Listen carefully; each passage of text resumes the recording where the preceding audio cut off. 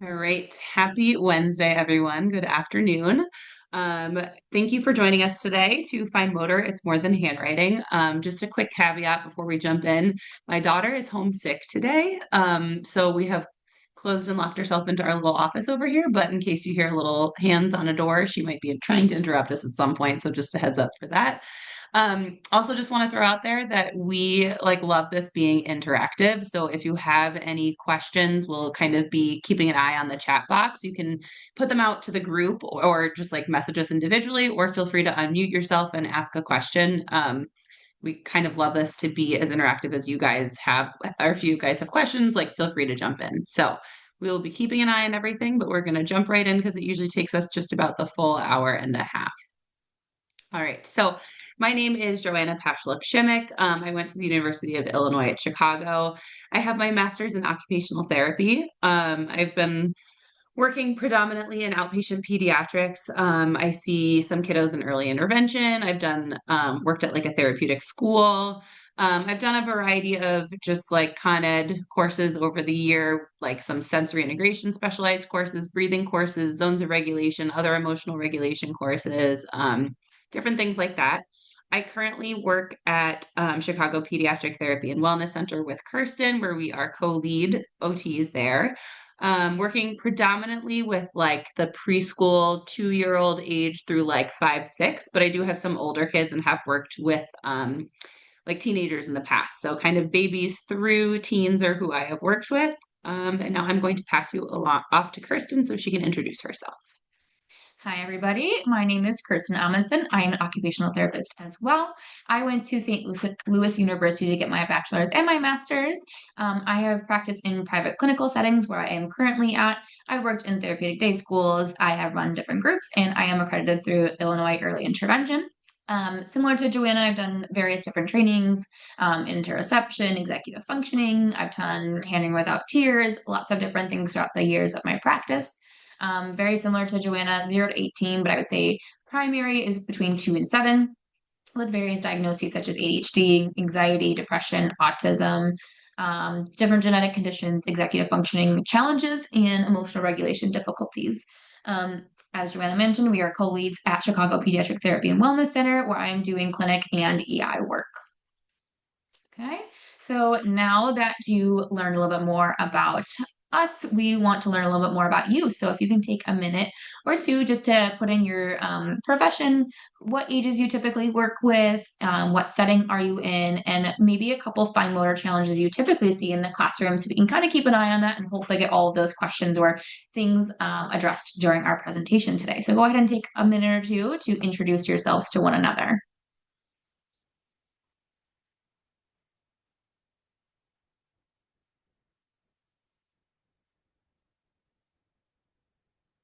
Okay, we got lots of threes and fives, preschool teachers, pencil grips is a lot we're seeing. Yep. Kindergarten teacher, teacher aide. Awesome. Lots of our probably twos, threes, fours, fives. Yeah. Montessori pencil. Three, cool. Pencil grip is what I'm seeing a couple different times. Daycare setting. Cool. Love that. Lots of fine motor squeezing and controlling writing tools. Yeah, absolutely.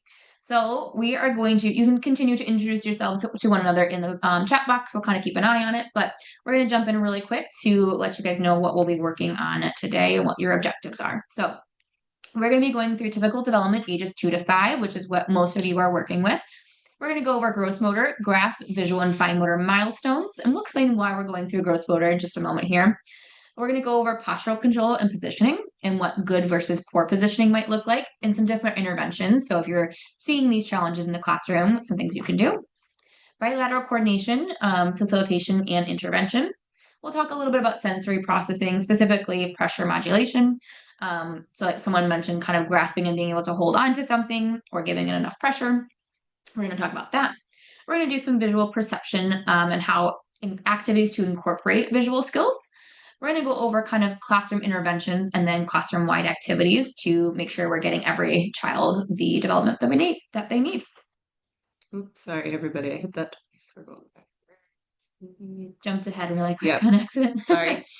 Okay, so we're going to start out with gross motor and then we'll move to fine motor. The reasoning for this is gross motor, strength and postural control kind of serve as our strong foundation for fine motor skills. So we really need that strong base of support. That's something I kind of tell all of my parents that I work with, teachers, everybody, that we really need to make sure that our gross motor developmental milestones are where they're at, where they need to be in order to really kind of work on those fine motor skills. So um, that postural control leads to distal mobility. So distal meaning like your hands and dexterity.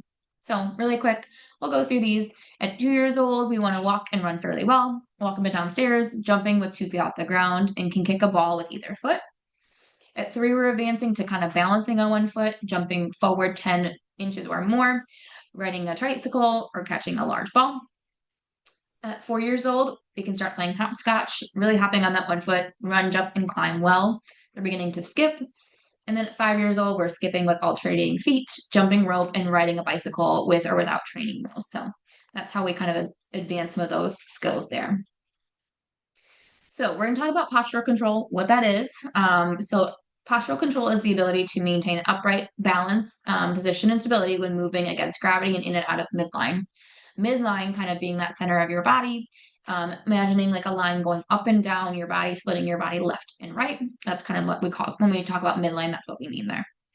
So why it's important for alignment for breath control, sound production, activation of your core muscles appropriately, your attention, your visual gaze, eventually preventing physical deformity, sitting endurance, and then that proximal stability promotes distal mobility, as we just talked about. So the fine motor skills really require that stable base, which is why we're really starting off our presentation with postural control. So we're going to talk about what you want to look for when assessing posture. We're going to look at legs. Are the feet and legs supported? Are legs aligned? Is the pelvis in neutral, or is it tipped kind of backwards or forwards? As you can see in these pictures here, we have A, B, and C. Kind of that A position is where my pelvis is really rotated forward. B, I'm kind of tucked reverse, where I'm tucking my pelvis in a little bit too far in the back. And then C is that really nice upright neutral posture. And then our spine. Is the spine upright? Is there excess slouching or rounding of the spine? And is the head aligned over the shoulders? I would say these are all things that we look at constantly during our OT sessions. We're always looking at, are the feet kind of dangling, or do they need something underneath their feet to support them?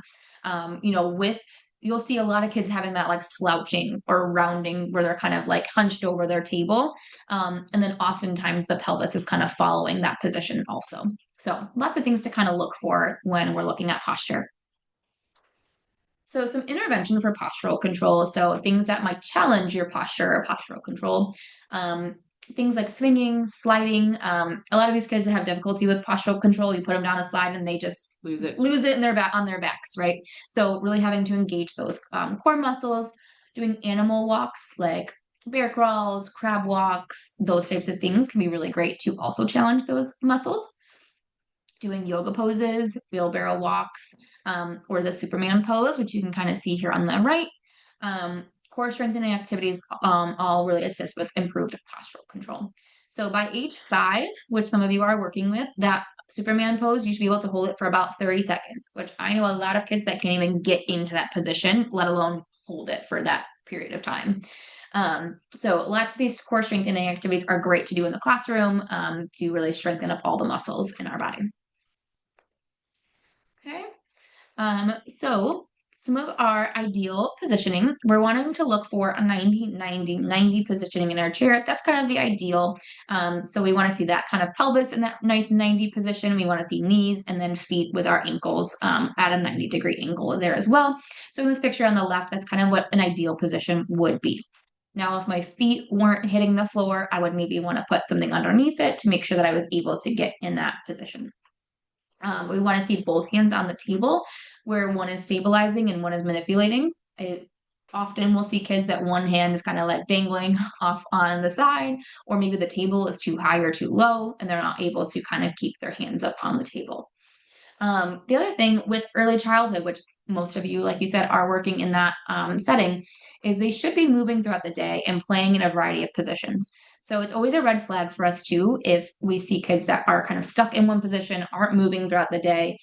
Moving too much can also be a red flag. However, where in this instance, we're talking about kids should be able to get in and out of a position without much struggle and should not be stuck in one spot.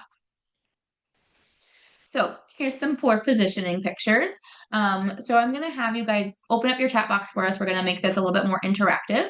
So we're going to first start with this picture on the left and add some comments in what you notice about the picture on the left there. So go ahead and add some ideas of what you're noticing with this poor positioning. Put up our chat. Head on the table. Yep. Heads down. Poor posture. Exactly. Feet on the floor, slouching. Bent forward. All of those things. Exactly. Yep. Can't have a good idea what she's working on. You guys are on it. Okay. Well, now, what about the picture on the right? What do we see there? So some of you are already kind of commenting on those things together too. The picture on the right, let's talk about that a little bit more. Yep, the picture on the right, she's a little bit more focused. However, someone mentioned, yep, feet don't reach the floor. We're still leaning forward, scooted closer to the table. Yep, those are all really great observations. Yep, you guys got it. So in these pictures, the first picture, as you notice, like the visual gaze, the table might be a little low for her. Her head's not stacked over her shoulders. Her spine's not upright. She's not activating those muscles. So because of that, she's not attending very well to the activity. She's not getting great breath support or vocalization support. Her feet aren't touching the floor in either of the pictures there. And she's still got that really like rounded posture and her head's not aligned in any of these kind of photos there. So you can see in that second picture, she's in a different chair where the table's too low and the chair is too high, and she probably needs a different position there. Great job, everybody. So W sitting and why it's a problem. So you will see lots and lots of kids W sit. I probably come across this in almost all of the kids that come into our clinic.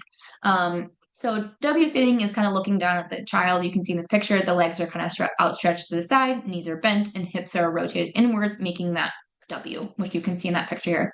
I will say in this picture, this child is a little bit less noticeable, but we definitely have kids that will splay out those legs even further. You can really see that W position. Hers are still there, but they're not fully extended, where we definitely get some kids that will do that. So why is it a big deal? I definitely, parents, I feel like, are not as educated on this either. The big deal is it puts a lot of excessive pressure on the knees, and it allows kids to turn off their core muscles. So they don't have to activate all of those core muscles while in this position. It can cause difficulty with walking and affect their gait later. It decreases the ability to cross midline. So remember, midline being that center of your body. So crossing left to right, right to left. And it can create pelvis tightness or muscle weakness. So how to fix it is you can gently give the kid a verbal reminder, help them move into another position. Crisscross or crisscross applesauce, I'm sure many of you use that, is kind of that opposite position from our W sit. So that's a really nice way to kind of stretch in the opposite way. You will find kids that it's really hard to get them in that position because they've been W sitting for so long that can actually be really tight and kind of hard to get them in that crisscross position. We'll go through a few other alternatives as we go through the presentation here today, but just want to keep that in mind. Okay. So posture and positioning strategies. So things that we might use to help with our positioning. One is a slant board. So as you can see here on the left, that's our slant board, and it kind of brings the visual gaze up a little bit more. It helps bring your work surface up, especially if you have a table that's a little too low.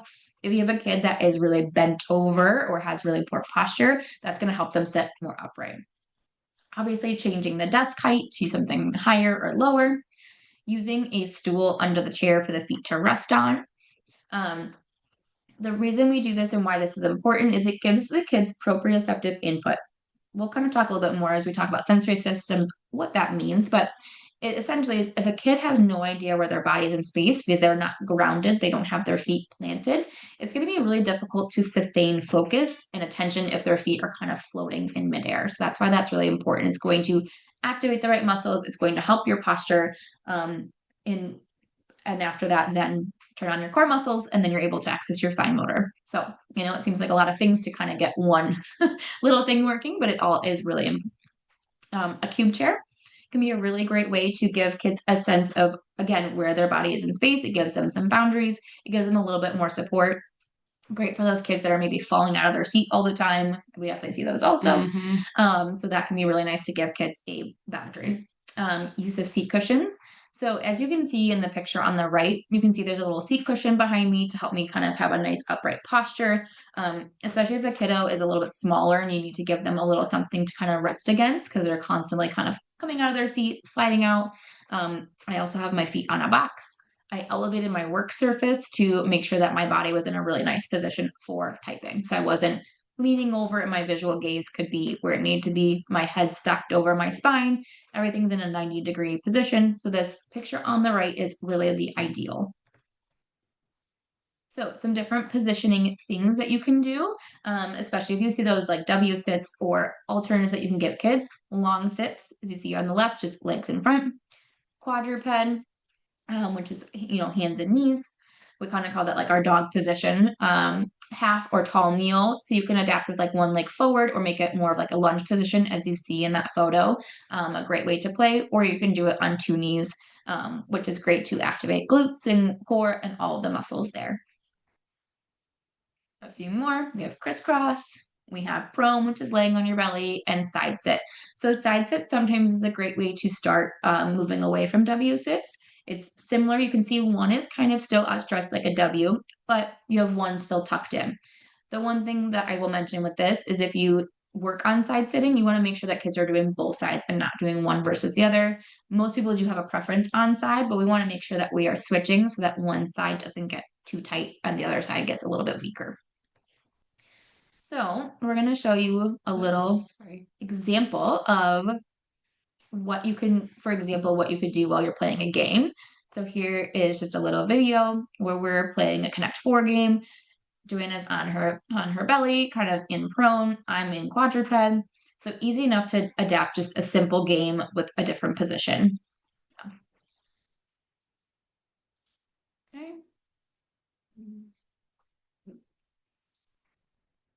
Sorry, I was getting back to our presentation here. Very. All right, we should be back to full screen now. Okay. Okay, so we want to, when you're looking at positioning, you want to ask, is the child in a good position? Are the legs, pelvis, spine, and head in a good alignment? How long have they been in this position for? And does the child kind of need a move or a break to move around? So just kind of keeping that in mind. These are kind of the things that we ask ourselves when we're looking at posture and position.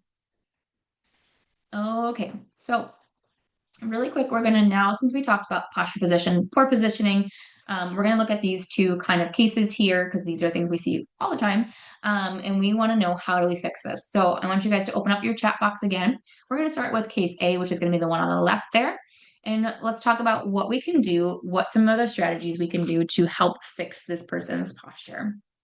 What can we do there? So go ahead and put some ideas in our chat box for me. Yep, slant board, higher table, bigger chair. You guys got it. The chair and the table are definitely not my size. They are meant for children, and I am not. Yep. Taller chair, higher table. You got it. Add a seat cushion. You guys are all on the perfect track there. That's exactly what I would do. I would get an adult chair and I would get an adult table, maybe a cushion if I needed it, or something to kind of bring my visual gaze up. Maybe that's a slant board, whatever that is. Maybe it's some boxes. But you guys have all the right idea there. Okay, now we're sitting on the floor and you see kind of, we call this like a ring sit.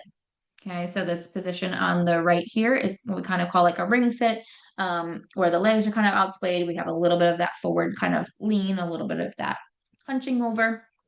What are some things that you would do to help this child on the right to fix her posture? What could we do to help her change what she's going on? Go ahead and add some answers there for me. Yep, crisscross. You could use a table and chair, lay on your stomach. I Yep. love that. Mm-hmm.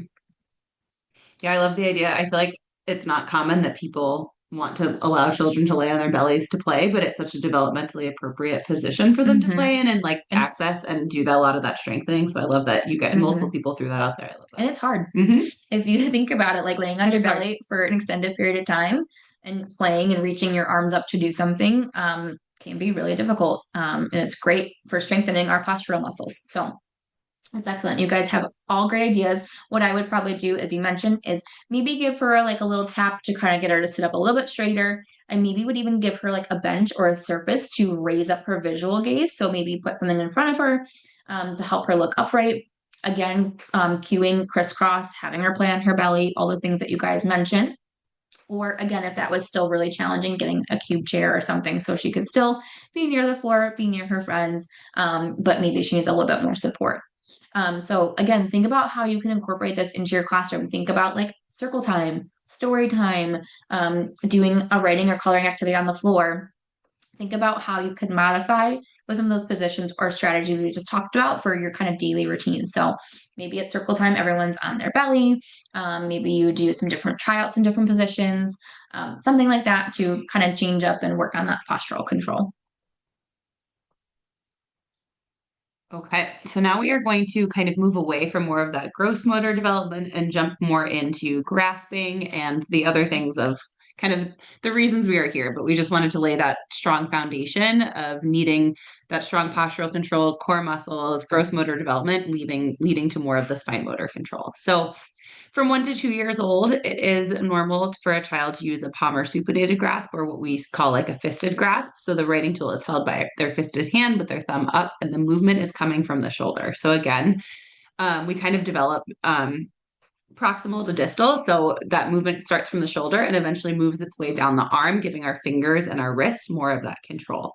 So from 2 to 3 years old, it's normal for kids to use a digital pronated grasp. So the writing tool is held by a fisted hand with the thumb down and the arm is moving as one unit. So it's kind of funny to start with your fist and then to flip upside down. It kind of just flips upside down that way, but that's part of typical development. So 2 to 3 year olds, we do not expect them to have like a tripod grasp.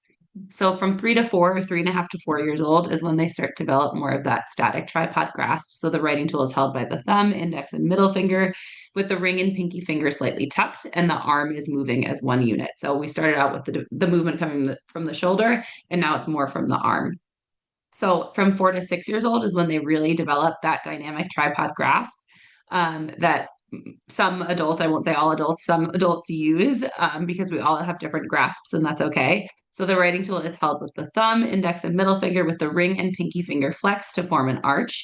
And small movements of the fingers are what is using to move that pencil. So just kind of keeping in mind that like a lot of us or a lot of you that especially if you're like in birth to three early intervention, like it's not normal for a kid to be using a tripod grasp yet, and that's okay. So they're still working through these developmental milestones, and that's why I think it's so important for everybody to know like what is age appropriate at Mhm. this time. And it is okay if you do have a 3-year-old That using a is using it. tripod. Yes. That's totally fine too. You don't have to correct them by any means, but I think we get referrals for kids that aren't doing those tripod grasps yet, and we're like, actually, that's okay. Yeah. They're not on age to do that quite yet.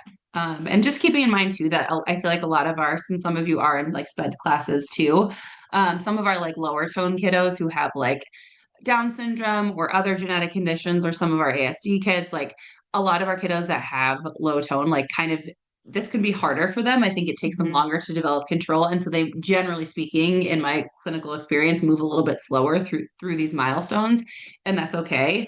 And so we just want to make sure that we're like progressing forward with these skills. But sometimes it does take kids a lot longer, especially if they don't have that proprioception or knowing where their body is in space yet.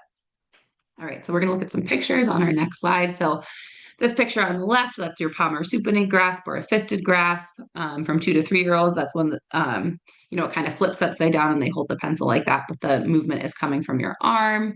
And then you have your static tripod grasp, and then your more of your dynamic tripod grasp. And the thing about that we really want is that thumb to be out and on the pencil. So that way you're using your thumb to stabilize and using those smaller movements of your fingers in order to move your pencil around. Few things to keep in mind is that like other grasps are okay. I'm an OT. I often like wrap my thumb around the top of my other fingers, but it's still functional for me.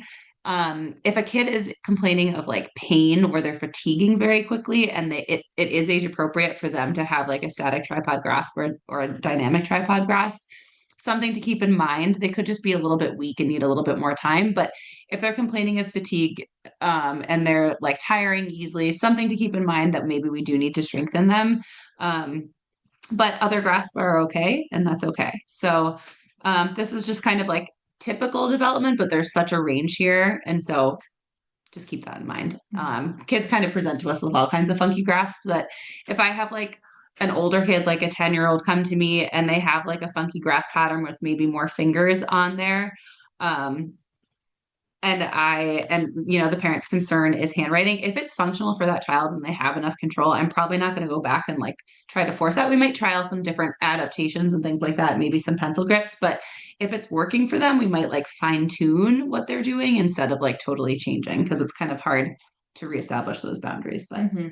And she mentioned, I think, as long as the child's not complaining of pain or there's lots of fatigue or that their writing work is legible, yeah, if all of those things are kind of in check, if they have like a funky thumb wrap or something like that and they're a little bit older, we may not mess with it. If I have a kiddo that's like 3 and 4, yeah. then I'm gonna try to kind of alter it and get them to where they should Hmm. be. Now, like she said, if there's a 10, 11-year-old and they are doing fantastic, then I'm not going to mess with it too much. Like she said, we might try some things.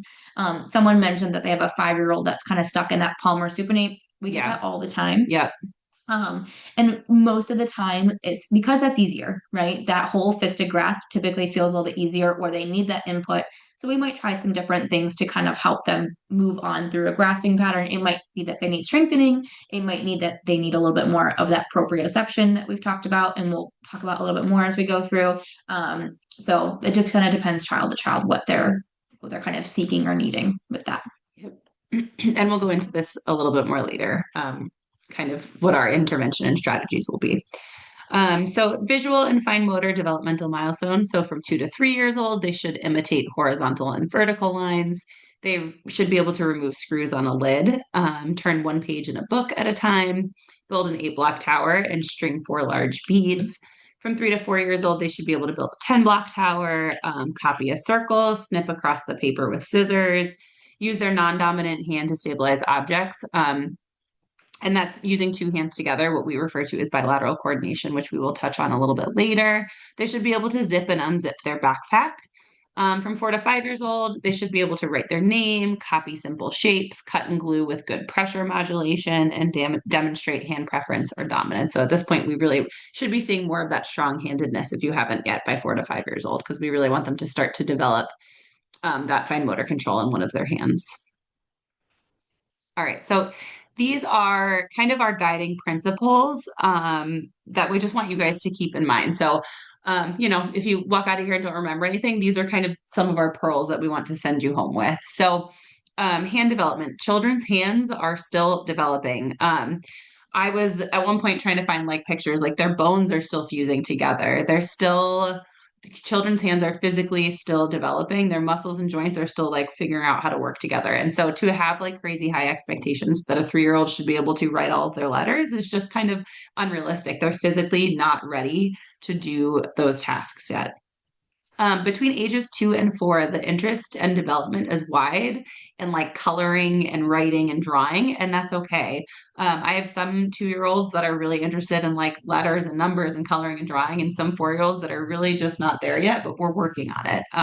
And so keeping in mind that there's such a wide array and interest in, I think, coloring and drawing and writing activities, and that's normal too. Ages 5+ is when we start to pay attention to alignment, spacing, orientation, and legibility with handwriting. But before that, like, we're just not worried about it yet. We're working on other like fine motor skill development and dexterity tasks. When we're teaching handwriting, we start by tracing, then copying, and then spontaneous. So first them having them trace the letter, then copy the letter, and then being able to do it on their own. We teach uppercase letters and then lowercase letters, and then we teach top to bottom. So we always start our letters at the top when we're teaching it. It's so much easier to teach it like this way and teach it to them the first time they're learning it than trying to like go back and, reconfigure habits once they've already developed those. So we think it's so important to go in and teach how we form letters versus then having the children have to go back and like relearn how they do things. Um, so we are just a little caveat. We are doing another webinar kind of on more specific like handwriting things. It's fine motor two is coming up in February, also through the center. If you are interested, we go into a little bit more information. This one is a little bit more vague. So some resources for some handwriting stuff is Handwriting Without Tears, and Matman is one that we usually love to start with for a lot of more of our like littles. So they're like learning like lines and circles and just doing some more body awareness stuff. All right, so we're going to keep rolling here. So bilateral coordination. So it is the ability to use both hands together for an activity. Why is it important? We do so many activities throughout the day utilizing both sides of our body. Um, you could probably name a whole bunch of things that you've already done today, but cutting with scissors, handwriting, so you're using one hand to hold the paper and the other hand to write, squeezing a glue bottle, tearing paper, playing catch, you're using both hands to bring to the center of your body, jumping jacks, coordinating both sides of your body and your arms and legs at the same time. I love like cooking and baking tasks because there's so much mixing and stirring and chopping, and all of that is super functional and important for with bilateral coordination. So this develops around 3 to 4 years old, and I find that kids that don't have a great sense of where their body is in space, they have a harder time coordinating both sides of their body together. So I also have some kids who kind of have a maybe a fidget or just like a toy that they generally like to walk around with one hand. And so that can kind of make it difficult to do two-handed tasks to develop this bilateral coordination. So we kind of work on first like that flexibility of being able to like put the toy on the table and then doing an activity and then picking back up again. So, not trying to make the toy disappear necessarily, but just kind of meeting that child where they're at and like learning that it's okay that I don't have this object in my hand and I can do other things with it because it does kind of get in the way of developing these bilateral coordination skills. All right. So, her video. Okay. See if I can do this right the first time. All right. So when we are teaching, we always want our hands to go on the scissors with our thumb at the top and the smaller hole, with our other hand holding the paper and our other fingers in the bottom part of the scissors. So I always try to pair the same verbiage we cut with our thumb up. So that way kids just like get to hear the same verbiage over and over again. So another option here, so those were standard scissors, and these are loop scissors that you can use. So same idea, I'm holding the paper with my stabilizing hand, and then I'm using the loop scissors or the springback scissors to cut along the line. I like to use these when I'm trying to introduce scissor skills for kids that maybe have a little bit of hand weakness, or for kids who may have a really hard time like just motor planning a new task. It's really helpful because they spring back open. So they learn kind of that squeeze and then it springs open on their own. So I just find it a helpful tool, a good way to adapt scissors and kind of allowing kids to be a little bit more successful as they're learning a new skill. Because I do think that scissors can be frustrating and challenging. But just one way to adapt, like learning those scissor skills there. And we want to teach it the same way. So loop scissors are still your thumb is on top, the same way they are with regular scissors too. And another thing, sometimes we'll put like stickers on top so you can match like where, your thumb's supposed to be. I also will sometimes put like a little sticker on for the non-dominant hand or the non-dominant hand. So like maybe my left hand is my non-dominant. I'll put a little sticker on the paper of where my other thumb should go to help me know where to guide and where to go next. So that's something you can do as well to help kids know where their thumbs and fingers are supposed to go. We have a lot of kids that orienting their Really fingers tricky. into scissors can be challenging. Yeah. Okay. So what I want you to do is close your eyes. We're going to just do a little self-reflection. So just close your eyes just for like 10 seconds and think about the following. Like, what do you hear? What do you taste? Are you eating anything? Do you smell anything? What do you feel? Do you feel the clothes on your back? Are your feet on the floor?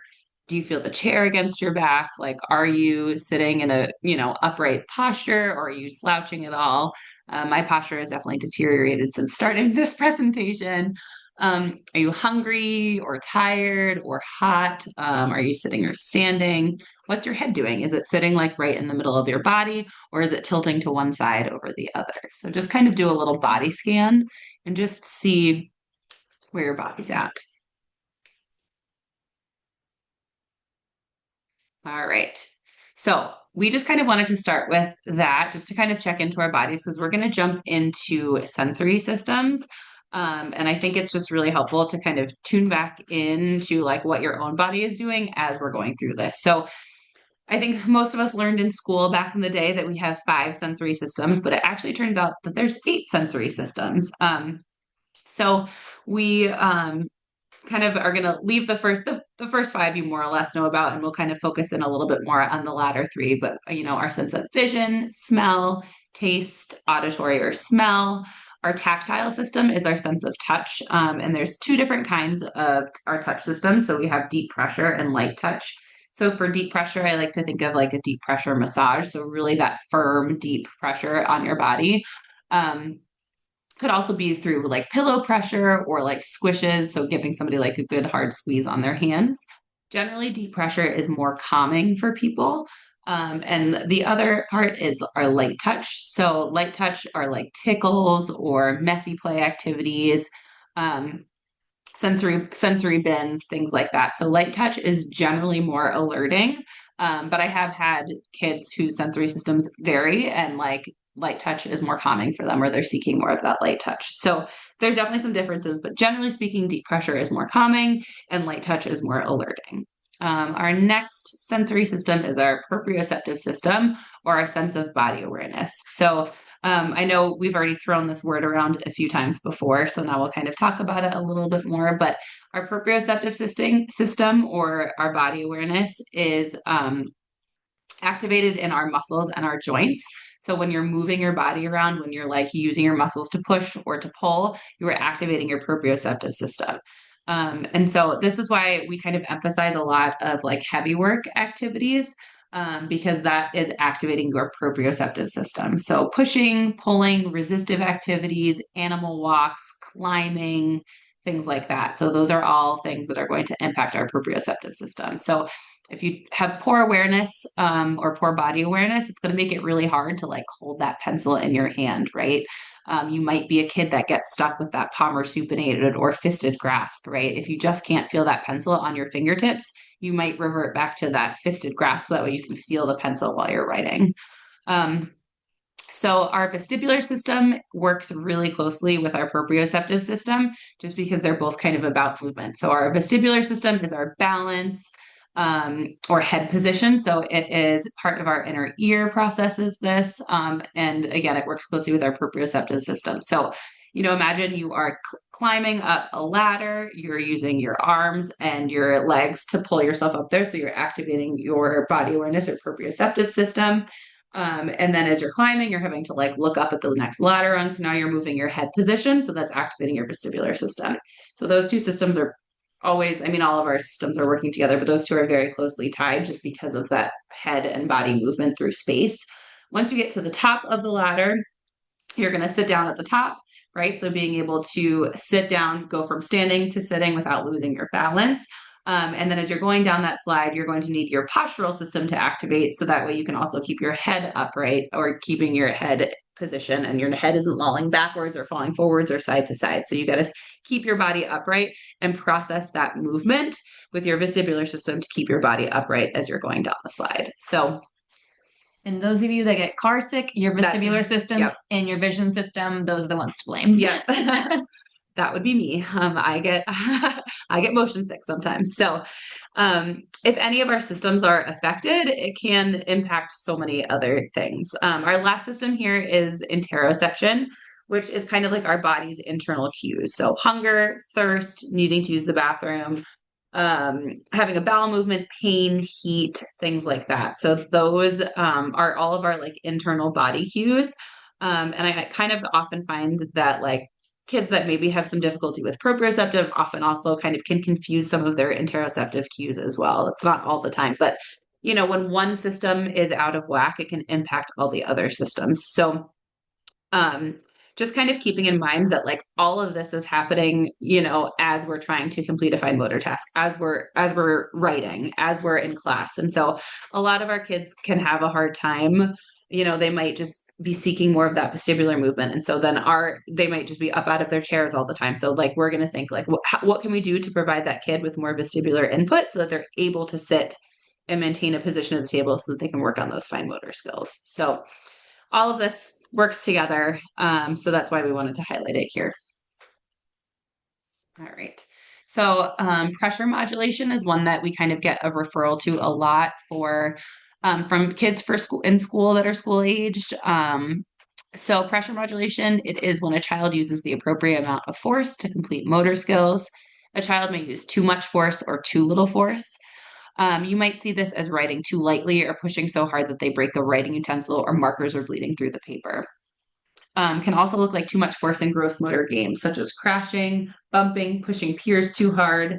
I'll often see kids over or underthrow a ball, so that might be a first indication that you might notice the gross motor challenges first. But if it's happening right gross motor, it's probably also happening fine motor wise.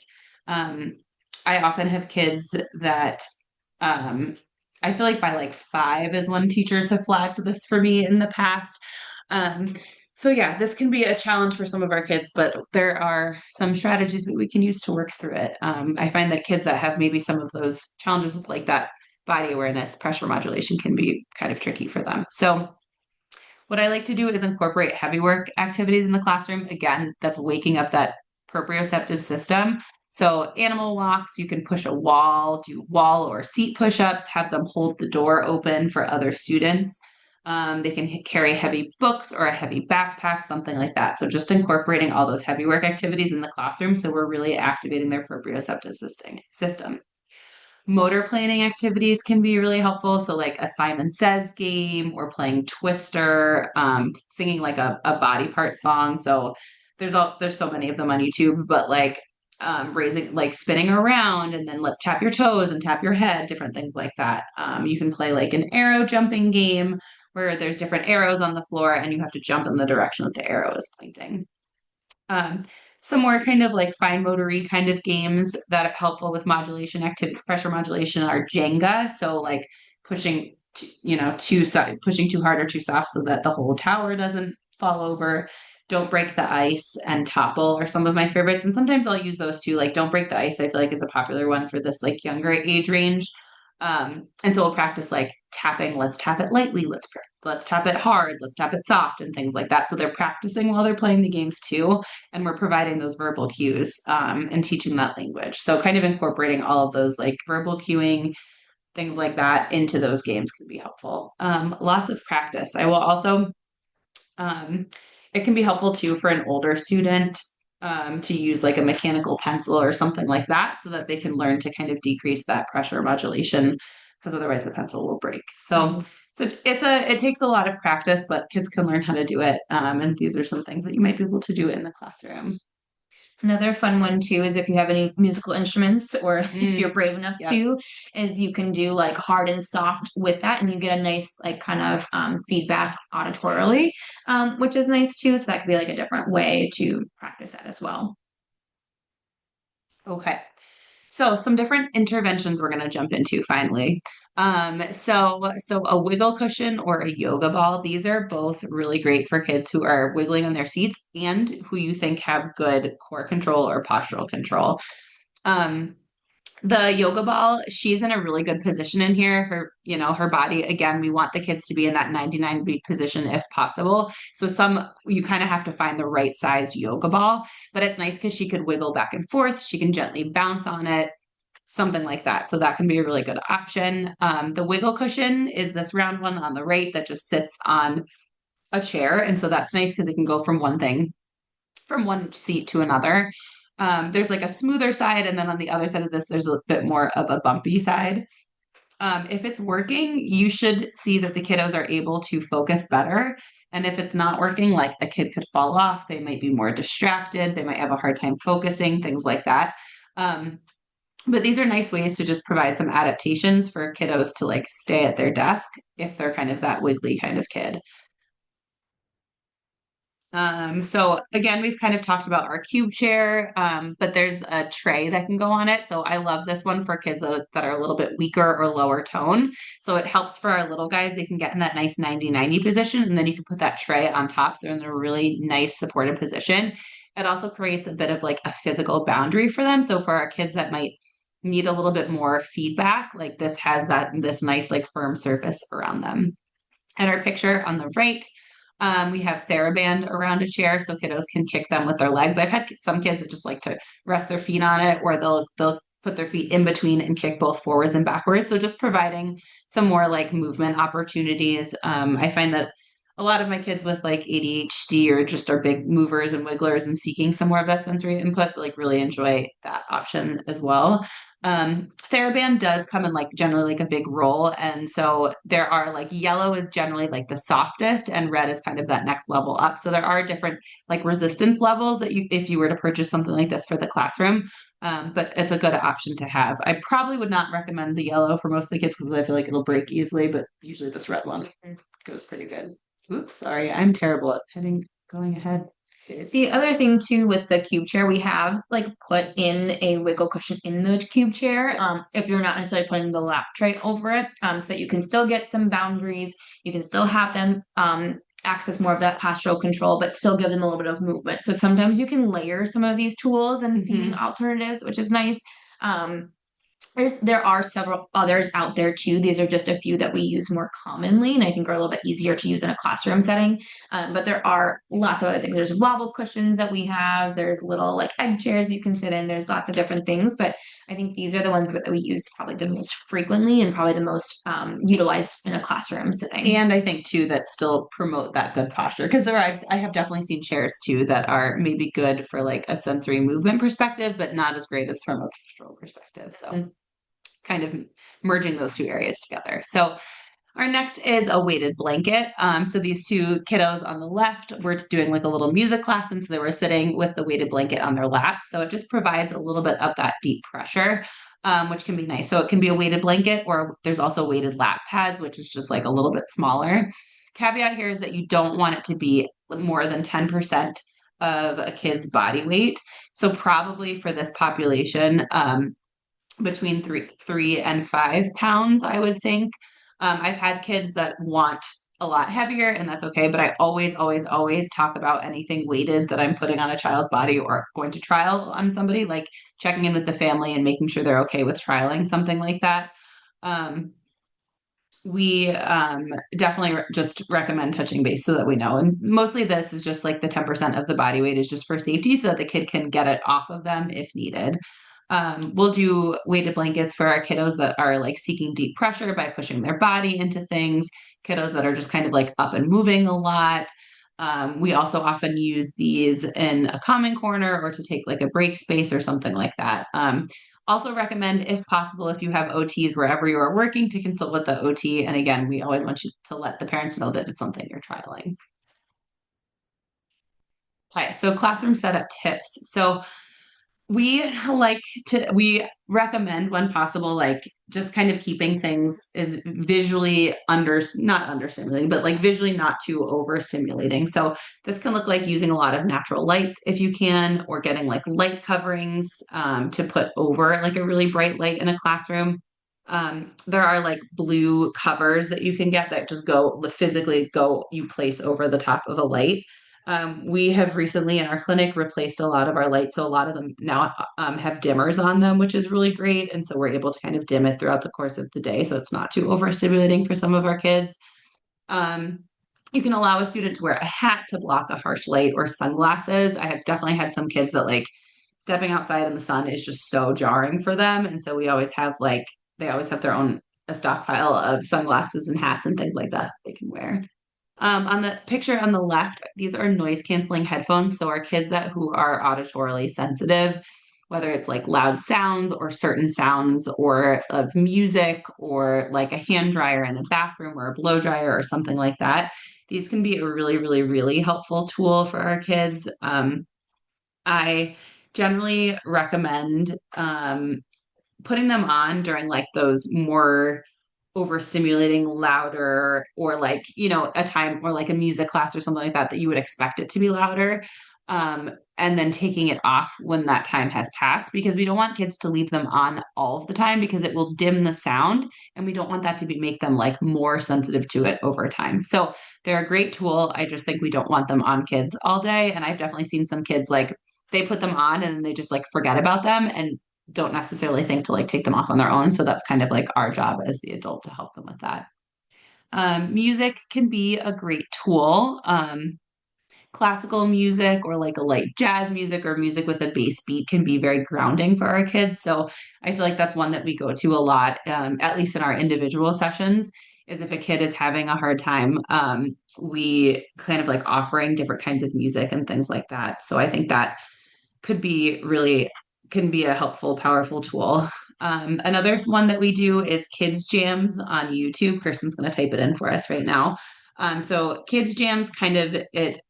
There's a therapeutic listening program, but this is their like free version of it. And what they do is they take like children's music, but they kind of alter it a little bit. And so there are some good ones out there that have like some just strong beats in the background, like repetitive kind of same sounds over and over again, and that can be really grounding and calming for some of our kids. Consider where desks are set up in the classroom and where the child is seated. Should they be facing a different direction? Should they be facing the classroom? Are they able to ignore what's happening outside the window? Things like that. So just thinking about where the child is seated and the direction they're facing in the classroom. Can they also, do they need like visual blockers? They need a folder set up, something along those lines to kind of decrease that stimulation so they can really focus on that written work too. All right, so some calm down corner considerations. So we like to use a designated space to decrease that visual and auditory stimulation for as much as possible in a classroom. But we do like to have a different sensory tools in there, maybe like two or three. So not too many choices, but enough options in there. So maybe like a tactile option, so a squishy ball, putty, or a sequin pillow that they could run their hand on, maybe a weighted blanket for that like deep pressure.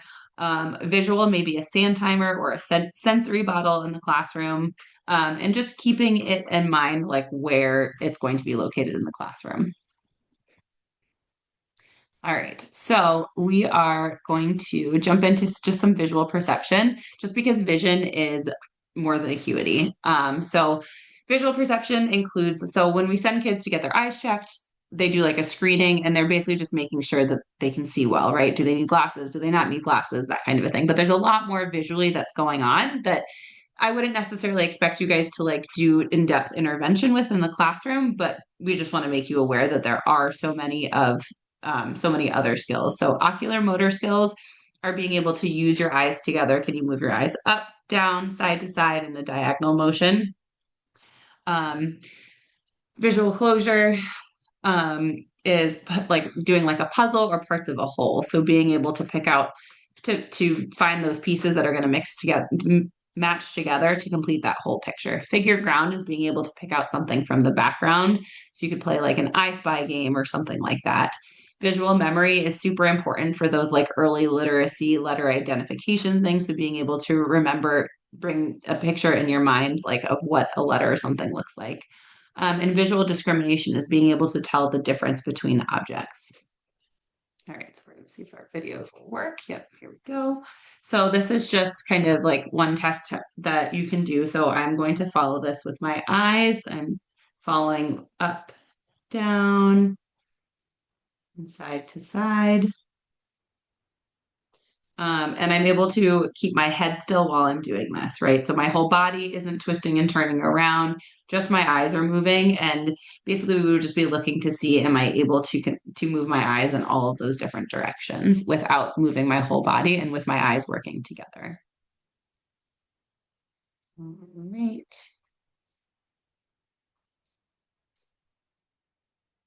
And this is just to get a little bit better of a picture of what this looks like. So my eyes again are moving together. Up, down. I'm able to follow the object. There's like fluid movement in my eyes. So the rest of my body is still. So just kind of zooming in a little bit to see what that looks like. All right. Okay, so some different ideas to incorporate some visual processing skills. So rainbow writing is a really nice way to rainbow writing. Here we go. Okay. Is a really nice way to kind of practice that motor planning and it can be really good for kids that have some visual memory kind of challenges or motor planning issues where you write their name and then they trace it with all of the colors of the rainbow or however many colors you want them to do. Um, and that way they're getting that motor plan over and over again. And they're getting a lot of practice with it. And it just comes out looking pretty with all of the different colors. So I do one color and now I move on to the next one. Okay. Um, another one is like matching games or patterns for that visual memory. You also can do like find the one that's different, sorting activities. So you can do like different, same colored and size Legos in a container, except for one Lego is bigger. So find the one that's different, right? You can do this with like buttons, so same shape buttons, except one is different, or like utensils, like spoons and forks. So have a whole bunch of spoons, but then there's one fork in there, and the kid has to find the one that's different.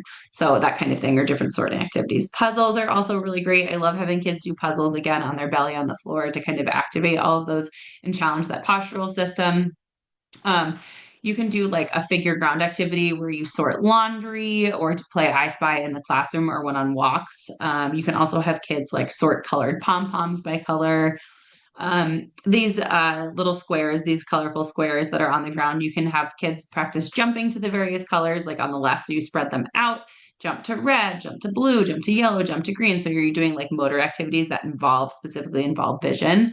And this picture on the right is just kind of a visual for circle time. So some of our kids just really respond well to visuals and they really need that to like, oh, okay, my body stays on this green square. Okay, I got this, right? So just kind of like a minor adaptation for some of our kids. And that kind of helps if their body awareness is poor, giving them that visual cue can be really powerful for them. All right. So we're going to do a quick little activity here. So grab a pen or pencil and paper. And I'll just give you guys like a few seconds to do that. So we're going to kind of just figure out how does this all fit together. So let's try it out. So what I want you to do is on this page, I want you just to copy this sentence that's on the screen.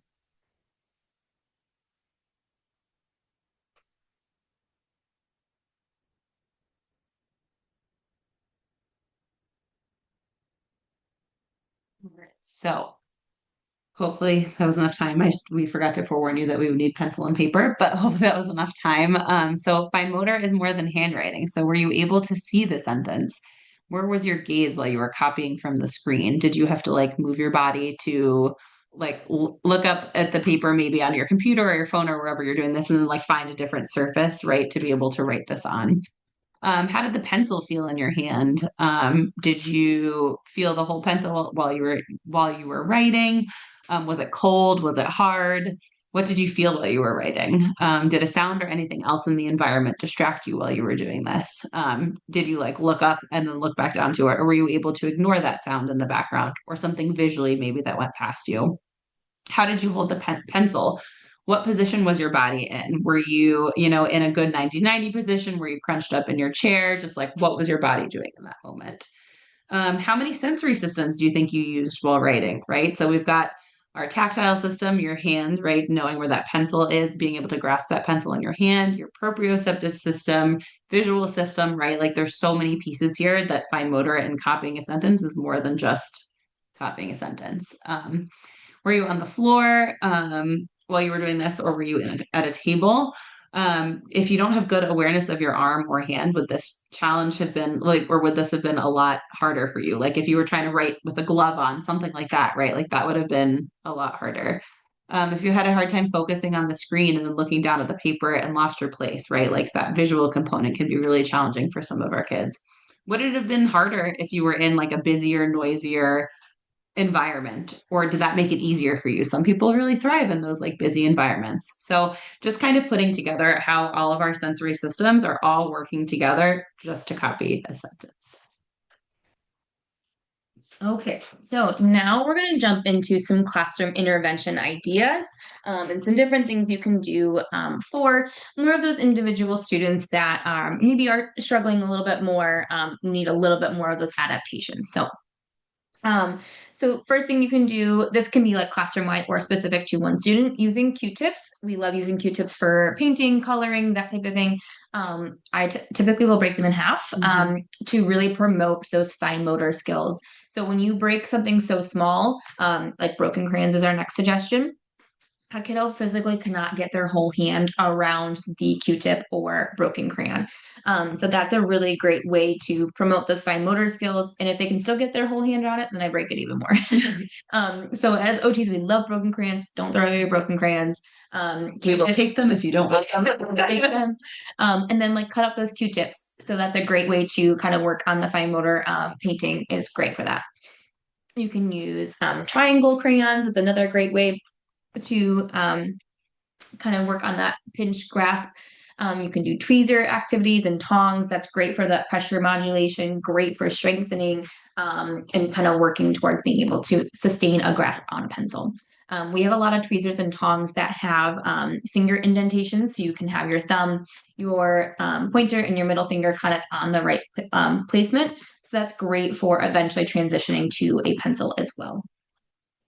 Again, using slant boards and easels. Slant boards are great for bringing that visual gaze up. Easels are fantastic too for getting we have a lot of kids that will float in space and they won't get their kind of arm down on the writing surface, which can make it a lot more difficult Oops, to. sorry, everybody. I should not be in charge of this today. Okay. um, so we have a lot of kiddos that will kind of have their forearm when they're doing their writing activities kind of floating in midair. And that makes it a little bit more challenging to access those dexterity skills or being able to use your fingers rather than your whole arm. A lot of those kids that are floating are using their whole arm or their shoulder rather than the movement coming from those fingertips. So our kiddos that are closer to that like 5, 6 range that should be using those little finger muscles and to manipulate our pencils. Easels can be a really great, or taping your work to a wall to really kind of have a place to rest your forearm to access those fine motor skills. Gives it a really good base of support. Pencil grippers. So as you can see down here at the bottom, we have a bunch of different types of pencil grippers. There are lots and lots and lots out there on the market. I will say this is the ones that we use the most frequently. So we have one here on the left that kind of has placements for 2 of your fingers to go into, and then there's a little spot on the bottom for your thumb to rest. We have one of the yellow ones here in the middle. I will say I don't love this one as much. I feel like I used that growing up and they just are out there and they exist. So essentially it's just a little indentation for where your thumb is supposed to kind of lay. I would say this is the one I use the most infrequently. I don't love these the most, but kids do sometimes come in with them. The one there in the middle in the red, that is probably my favorite gripper, and that's the one I probably use the most. It is called a claw grip. So we can write that in the chat box for you guys too, if you're interested in looking into it a little bit more. So it's called a claw grip, and you have a placement for your thumb, middle, and ring finger. So it really does kind of force your fingers into the correct position. And you also do have to pinch a little bit to write. Active. So it is an active, yet position and kind of changing that motor plan a little bit. So that I will say these grippers and things, I'm not using it for my 3s and 4s. I'm using it more for those kids that are like 5, 6 plus that are just really having a hard time getting that motor planning. I would say even my 5s, sometimes I won't quite use them yet. I still with my 5s might be doing more strength-based activities before I am jumping to grippers. Grippers might be great for that. Like someone mentioned, they have like an almost 6-year-old that's still really struggling. So maybe we do some strengthening and we add a gripper onto their pencil.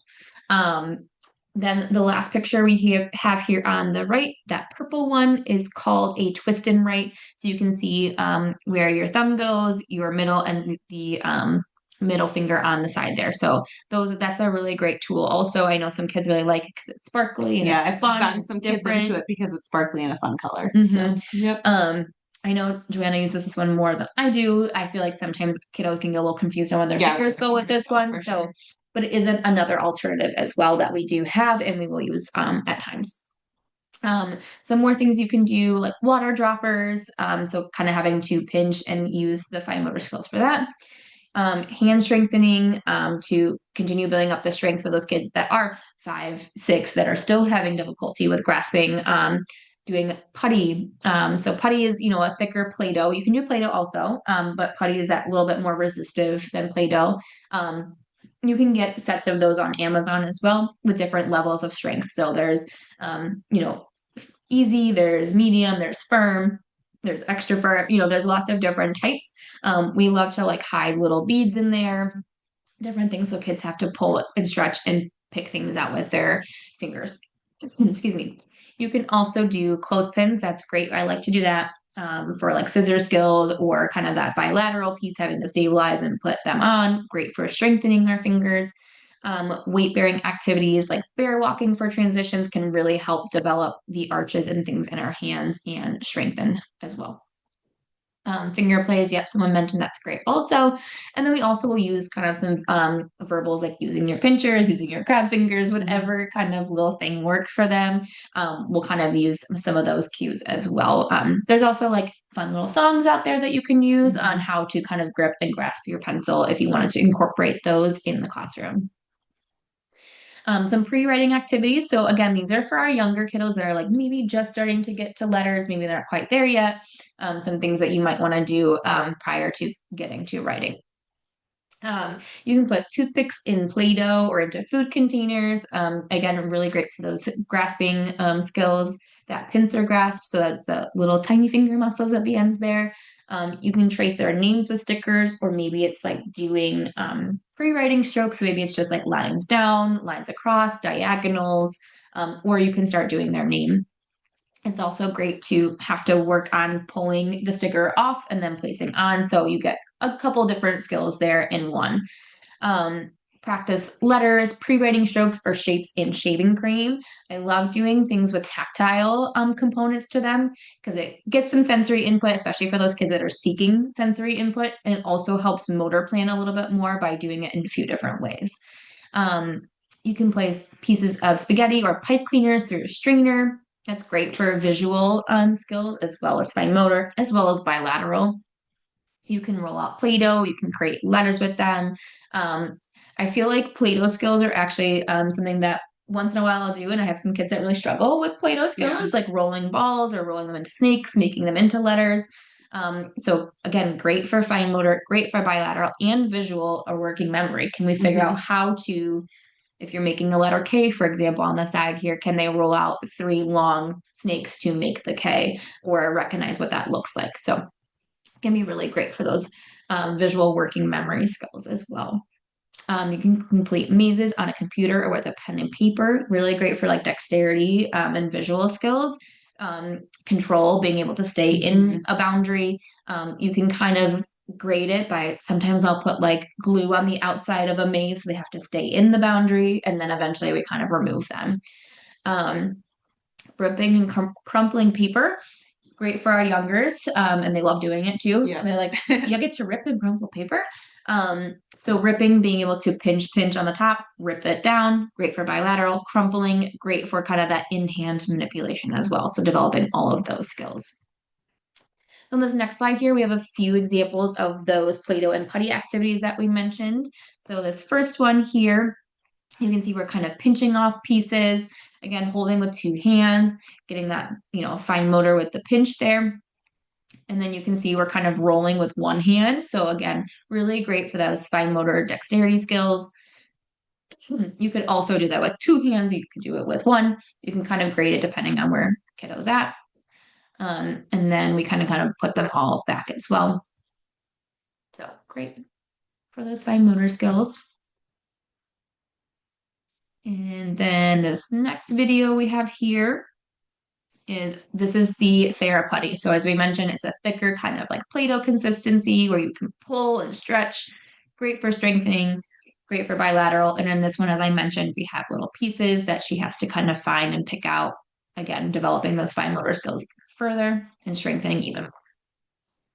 And some kids that are like, I can't find them. Yeah. And so it's also great for like visual and just problem solving and some other things too. And then you can also at the end have them push it back into the putty, which is also again giving you some resistance and strengthening by pushing back in. Okay. And then our last video here. So this is a nice strategy for kiddos that are working on some grasping. So we have some Play-Doh that we rolled and we're putting it into the fourth and fifth finger to kind of have something to hold on to. So this can be a great alternative for instead of using a gripper. Some kids that are more resistant to using a gripper don't want to, but you still need to work on holding with just three fingers. Sometimes giving the other fingers a job to do so that they are not holding on to the pencil can be a really great strategy for our kids. Okay, so some classroom activities that are fun to do that incorporate a little bit more of that like sensory experience, finger painting or edible finger painting if you're worried, especially with those littles about eating something. You can do that to again work on some of the coloring and painting. It might be great for those kids that aren't quite interested in coloring yet. Kids love to get messy. Yeah. Some kids don't, but a lot of kids like to get messy and like to kind of be crazy with it. So finger painting, great for tactile development, finger development, all of that. Um, Sensory tables or like frozen water beads can be really fun to play with. To again give them some of that sensory experience. I will say water beads, you have to be careful with those littles, so I wouldn't do that with the littles, but you could also make just kind of freeze something else. Maybe they have to hammer the ice open or something like that can be great also. Um, I think if you get little hammers or something like that, it's great for pressure modulation. If you smash it too hard, that might go everywhere versus if you hit it too soft, it's not going to open. So lots of different ways you can kind of adapt these activities. Spray bottles, we love using spray bottles. Those are great for strengthening, great for kind of eventually moving to like scissor skills, grasping. So spray bottles are great to kind of work on all of those different things. Also making sure like after water play, they're cleaning up. So you're getting a little bit of those functional skills in as well. Some more classroom activities. These are some really fun ones that we like to do. So we have this little guy with fun hair over on the left-hand side here, which is great. You can really, again, depending on how old your students are, grade this activity. So you can have them help cut out the circle. You could do that before for them. They could help you hole punch if they're able to do that. You can have them string the pipe cleaners through the holes again, or if that's too challenging and we're just working a little bit more on the bilateral, those visual motor skills, color matching, you can just have them put on the beats. So again, you can really grade this for what skills you want to work on and where your kids are at. So again, great for pincer grasping, bilateral coordination, visual perceptual skills, and color matching or identification. In the middle one, we have a balance tree. Again, this is one that you can really kind of make your own, decide what you want to target. This is great. You can have the kids kind of match the popsicles and put them into the correct spot. Our popsicles here have some different letters on them. So maybe you're working on letter identification. Maybe you're working with like the fives and fours, older fours and fives, and you're working on some letter identification. And then color matching. You can also then, we incorporated some tweezers here. So we're picking up the pom-poms with a tweezer, matching it on the correct place, and then doing it again with the next one. So that again is really great for a lot of those different skills. Tweezers and tongs are something we use all the time. I use tweezers and tongs in different board games to kind of work on grasping and strengthening. And then the last one here we have on the right is my B has a boo-boo. So we drew the letter B. We opened up some band-aids to kind of put onto the B. You could do this with stickers. You could do it with band-aids. Again, really great for those fine motor pincer skills and being able to open something up and stick it on. So another really fun, cute activity. Some more classroom activities. So a silly bug game or a gross motor game, as you can see here on the left, is our little cutie kind of holding that position.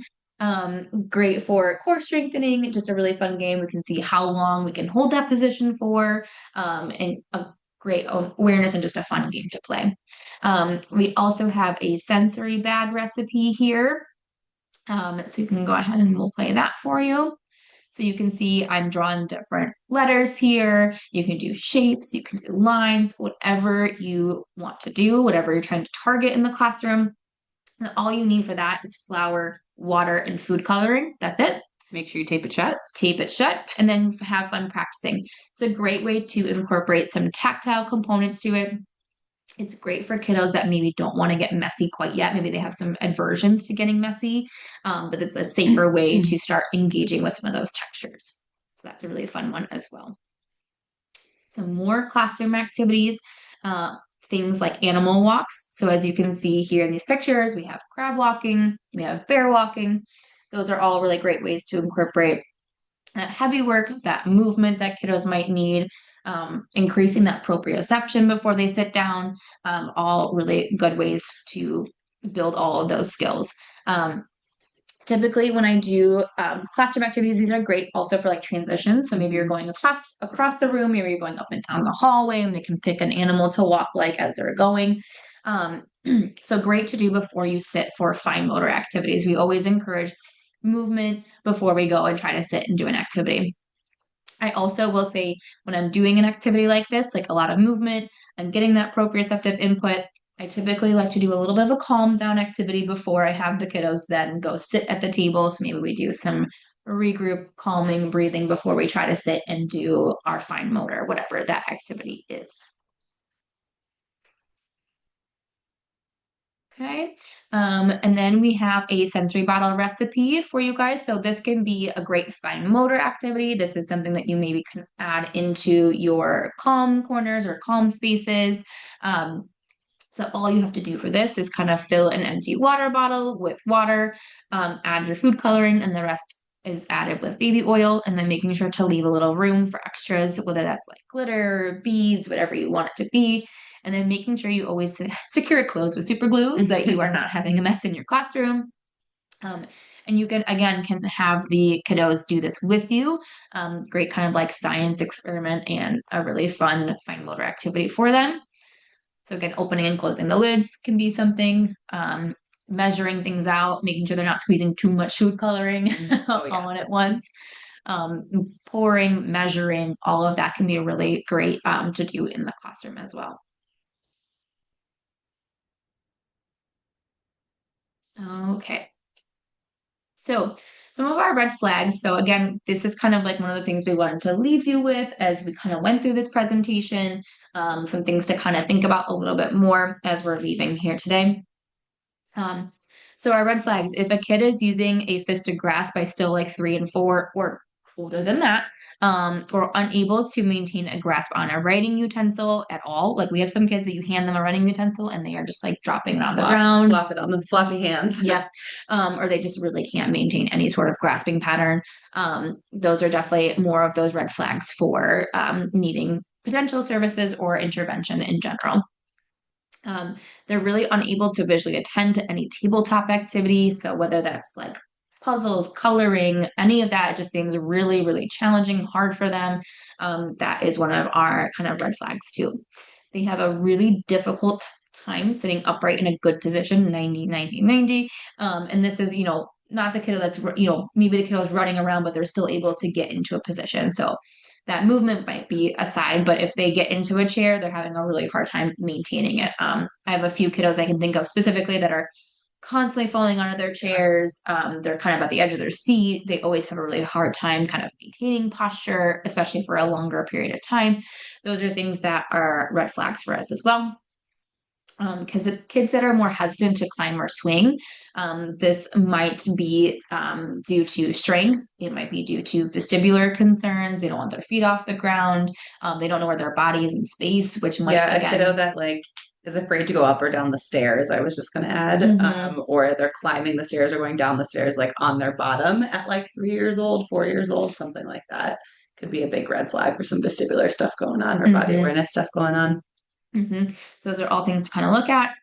They're unable to participate or show lots of distress during craft activities, which might mean that they have some like tactile concerns. They may have some sensory things going on, which is going to impact their ability to participate in all of those like great hand strengthening things that you guys are doing, or exposure to a lot of the different craft activities, or even just being with their peers during that time too. Um, Kiddos that are still using scissors with a thumb down, or pointed towards the ground at like 3 and 4 years old. That is kind of one of our red flags. Typically, kiddos that like will flip that or have our thumb towards the ground are using that gravity to help them. So there's usually a little bit of weakness there within our finger muscles. So those are some of the red flags there. Difficulty with simple puzzles. And at this age, we're not expecting them to do, a 48-piece puzzle. I'm talking, something like 8 to 12 interlocking pieces. They're still really having difficulty at that like 4 or 5 year old range. That's still really challenging. That would be a red flag for us as well, meaning that there's potentially something going on with our visual perceptual skills, maybe figure ground work, all of that could be really challenging. So when to refer, try out some of these classroom strategies first, as we talked about. See if any of these things are helpful for the kid before you kind of refer them out. See if that really does anything for them. And then if the child really continues to struggle, then you consider like an OT referral, whether that's through your school, if they can have an evaluation completed, maybe an IEP assessment, or referring out to an outside OT as well. So if one of these kind of key components is off or missing, the child may demonstrate difficulty with their fine motor skills. So just kind of keeping an eye on these kind of red flags, as I mentioned. And then these are some of our resources that we often will pull from. So we can leave these up for a minute or two, but Tools to Grow OT has some really great resources. And some of these have free resources and some of them have paid. But Tools to Grow has a lot of great free resources on different craft activities, visual activities, fine motor things, postural, and gross motor games. That's a great one. Boom cards are something you can always look into. Typically, those are free. OT Mom has a lot of great activities as well. Handwriting without tears is something that we will often use for teaching our fine motor skills and writing. Has Mapman, so lots of really good things there. And they have Handwriting Without Tears. It has both like a pre-K and like a Mhm. kindergarten curriculum too, just kind of so it has that gamut of just like different developmental levels too. Yep. So that's a really great one. And then Kids Jams is that YouTube kind of playlist that we mentioned that has that modulated music that you can also use kind of in the background for your classroom. So these are all really fantastic resources that we kind of talked about throughout our presentation and that we would really recommend for looking into for your classroom. So we left a few minutes here at the end to answer any questions. So if people want to throw questions in our chat, or if you want to unmute yourself, we'll be here to kind of answer any questions anyone had. And just as a reminder that we do have that fine motor part 2 coming up that will go into a little bit more depth on the dexterity, the grasping, all of those things. And that was mentioned will be sent out in your email attachment from tonight. So those are all things that we will kind of cover in our next part 2 if you guys are interested in coming to that. Someone just asked about crossing midline activities. Yeah, we definitely will do those. I have a lot of different like hand clap, like patty cake games are really great to kind of practice that. I'll put like different colors on the floor and say, let's tap with, left hand taps to red or right hand taps to blue, that type of thing. Those are all great. There's something called cross crawls, which are it's a little bit more challenging to demonstrate over the computer, but maybe left hand has to cross and tap the right knee, and then vice versa. Those are all really great crossing midline activities that we will do with our kiddos. Mm-hmm. Yeah, but definitely you'll see that a lot. Like I have a kiddo that will write with their left hand on the left side of the paper and then switch to the other hand. And so initially that might look like a strength-based thing, like they're getting tired or fatigued. But sometimes it's truly like a crossing midline difficulty that you kind of have to work on too. So like jumping jacks, all kinds of things are great for From a writing perspective, like I'll have kids stand at like a vertical surface or a whiteboard or big piece of paper taped on the wall or something like that and like draw kind of like a rainbow arch shape. So they're going through that full motion, like left to right and crossing body. And some kids, you will see them fully shift their whole body. But that's kind of another fun one that I'll do. Someone asked about 5-year-old that's switching hands frequently. I would say that's most likely, most of the time when we see switching, it's either that crossing midline, as we mentioned, or a strength.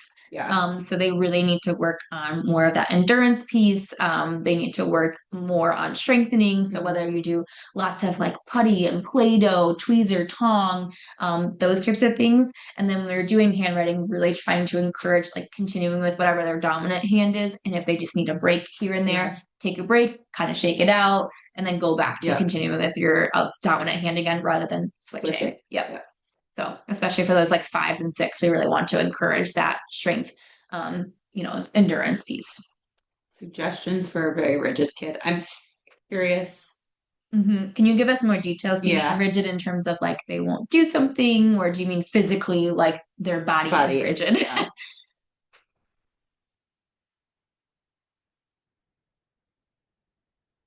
Physically very rigid.